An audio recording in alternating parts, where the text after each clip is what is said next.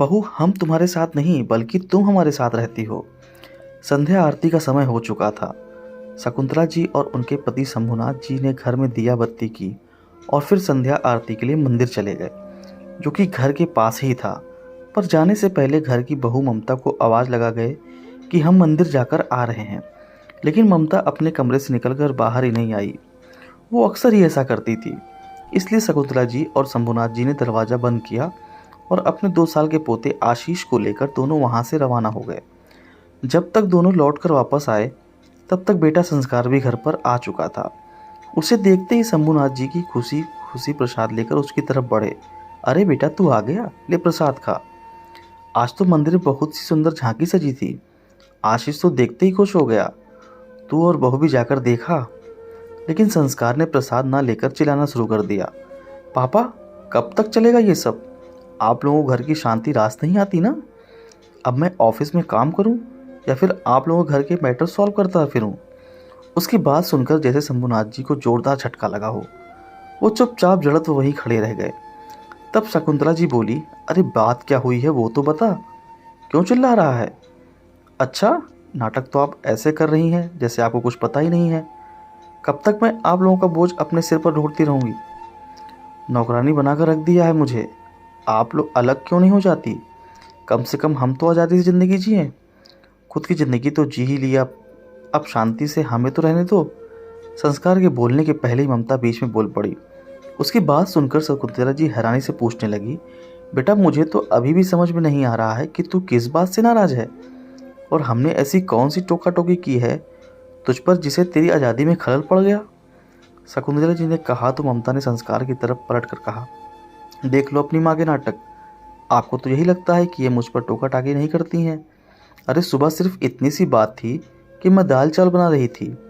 बहुत दिनों से खाने की इच्छा कर रही थी, लेकिन तुम्हारी माँ ने मुझे बनाने तक नहीं दिया।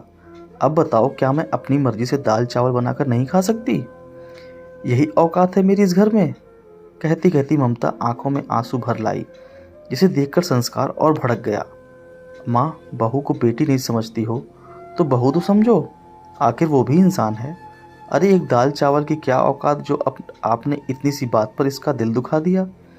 मेरी कमाई का क्या फ़ायदा अगर मेरी ही पत्नी दाल चावल के लिए तरस रही है तो? संस्कार की बात सुनकर शकुंतला जी ने इतना ही कहा, मैंने बहू को दाल चावल बनाने के लिए मना नहीं किया था। मैंने सिर्फ ये कहा था कि बहू हमारे लिए रोटी बना लेना, क्योंकि हमें चावल पचते नहीं हैं। हाँ तो इसका तो यही मतलब है ना कि आपने मुझे रोटी बनाने के लिए कहा, चावल नहीं। बहू, बात को क्यों पतंगड़ बना रही हो? मतलब तो तुमने अपनी मर्जी से निकाला है। अब की बार शंभुनाथ जी ने कहा, पापा आप बीच में मत बोलिए, अभी मैं आपसे बात नहीं कर रहा हूँ। संस्कार ने उन्हें चुप कराने की कोशिश की तो शंभुनाथ जी ने पलटकर कहा, क्यों ना बोलूँ? जब तुम अपनी पत्नी के लिए बोल रहे हो तो मैं भी अपनी पत्नी के लिए बोलूँगा। तो फिर ठीक है पापा, आप अपने ईगो के साथ खुश रहिए, हमें अपनी आज़ादी के साथ खुश रहने दीजिए। हमें नहीं रहना आपके साथ, हम अलग हो जाएंगे। संस्कार ने दो टूक जवाब दिया, ठीक है, तुम अलग होना चाहते हो तो अलग हो जाओ। क्या हमें समझ में नहीं आ रहा है कि आए दिन छोटी छोटी बातों पर जो बतंगड़ हो रहा है घर में वो किस लिए हो रहा है? कहकर शंभुनाथ जी अपने कमरे में आ गए। पीछे पीछे शकुंतला जी समझाने के लिए कमरे में आई तो शंभुनाथ जी ने उन्हें चुप रहने का इशारा किया। शकुंतला, अपनी माँ की ममता से उठ कर देखो, तुम्हें समझ नहीं आ रहा कि रोज़ छोटी छोटी बातों पर बतंगड़ क्यों बन रहा है? घर में तमाशा होता है। क्यों नहीं समझती कि वो लोग हम लोगों के साथ रहना ही नहीं चाहते? और सबसे बड़ी बात, उन्हें यह गलतफहमी है कि हम लोग उनके साथ रहते हैं तो हमारा खर्चा वो लोग उठा रहे हैं। आखिर शंभुनाथ जी के कहने पर शकुंतला जी भी चुप हो गई। आखिर कुछ दिनों से यही सब तो हो रहा था घर में। कल घर में मटर पनीर की सब्जी बनी थी तो ममता ने शकुंतला जी और शंभुनाथ जी को खाना परोसा। उनकी थाली में सिर्फ मटर थे, पनीर का एक टुकड़ा तक नहीं था। जब शकुंतला जी ने कहा तो ममता ने मुंह बिगाड़ते हुए कहा, माँ जी पनीर इतना सा ही था, आशीष ने खा लिया। तब भी शकुंतला जी चुप हो गई। अब क्या इतना भी उन्हें समझ नहीं आता कि 1-2 साल का बच्चा जो कि खाना भी खुद से नहीं खाता, अकेले ही भला 250 ग्राम पनीर खा सकता है क्या? वो भी सब्जी में डाला हुआ। और भी ऐसी कई सारी छोटी छोटी बातें जो अक्सर घर में होने लगी थी। शकुंतला जी और शंभुनाथ जी को समझ में आ रहा था कि आखिर दोनों क्या चाहते हैं, पर फिर भी दोनों चुप थे। लेकिन आज तो संस्कार ने मुंह पर बोल ही दिया। खैर, दूसरे दिन ही संस्कार और सुनीता ने अपना सारा सामान ऊपर वाले माले में शिफ्ट कर लिया। दोनों के ही माथे पर कोई शिकन तक नहीं थी, बल्कि चेहरे पर एक सुकून था, जैसे उनकी मन की मुराद पूरी हो गई हो। उस समय हैरान परेशान बस घर में कोई था तो वो भी थी शकुंतला जी, जो उन्हें रोकने की पूरी कोशिश कर रही थी। पर कोई रुकना चाहे तो रुके ना, जिसके मन की मंशा पूरी हो वो भला क्यों रुके। शकुंतला जी ने बड़ी उम्मीद से शंभुनाथ जी की तरफ देखा कि वो बच्चों को रोक लेंगे, लेकिन वो तटस्थ खड़े रहे। अब तो ममता और संस्कार की मौज ही मौज थी। लेट तक सोना, मन हुआ तो घर पर खाना बनाया, नहीं तो बाहर से मंगा लेना। कुछ दिन तो जैसे ऐशो आराम में ही बीते। यहाँ तक कि आशीष को अपने मायके छोड़कर आए दिन शॉपिंग करना, बाहर घूम कर आना, बाहर ही खाना। कुछ दिन तो ये सब अच्छा लगा, लेकिन लोग भूल जाते हैं कि रहना तो उन्हें धरती पर ही है। हर इंसान की अपनी एक सीमा होती है। जैसे ही 15-20 दिन बीते, ममता के मायके में उसकी भाभी ने साफ कह दिया कि रोज़ रोज़ बच्चे को यहाँ छोड़कर ना जाया करें। हमें भी बहुत से काम होते हैं, इतना ही घूमने फिरने का शौक़ है तो बच्चे को अपने साथ लेकर ही घूमा फिरा करो। यहाँ तक कि ऑफिस लेट पहुँचने के कारण और आए दिन छुट्टी लेने के कारण भी संस्कार को ऑफिस में अच्छी खासी डांट पड़ चुकी थी।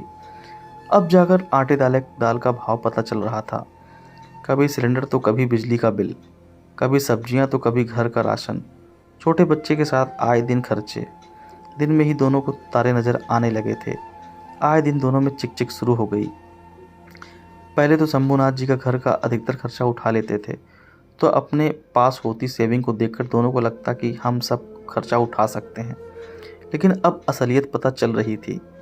अभी दोनों चिक चिक करके मुंह फुलाकर बैठे ही थे, कितने में शकुंतला जी ने दरवाज़ा खटखटाया। संस्कार ने जाकर दरवाज़ा खोला तो शकुंतला जी को खड़ी देखकर हैरान रह गया। इससे पहले कि वो कुछ बोलता, शकुंतला जी ने बिजली का बिल निकालकर उससे देते हुए कहा, बेटा ये बिजली का बिल आया है, इसे जमा करवा देना। कहकर वो वापस नीचे आ गई। ये क्या, 5,000 का बिल?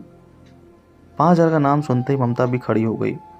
अब संस्कार और ममता भी नीचे आ गए और आते ही ममता बोली, ये क्या है पापा जी, आपने ये बिजली के बिल हमारे पास क्यों पहुंचा दिया? हम क्यों आपका बिल भरेंगे? उसकी बात सुनकर शंभुनाथ जी बोले, देखो बहू, हमारे हिस्से का बिल हम दे रहे हैं, ये तो तुम्हारे हिस्से का बिल है। तुम शायद भूल रही हो कि दोनों माले के मीटर अलग अलग हैं। अरे तो 5,000? क्या हम 5,000 की बिजली फूंक गए? जरूर आपका बिल भी उसी में मिला हुआ होगा। ममता अभी भी मानने को तैयार नहीं थी।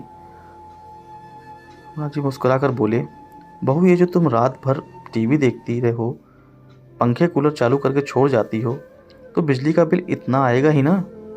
वैसे भी 5,000 तो बहुत कम है।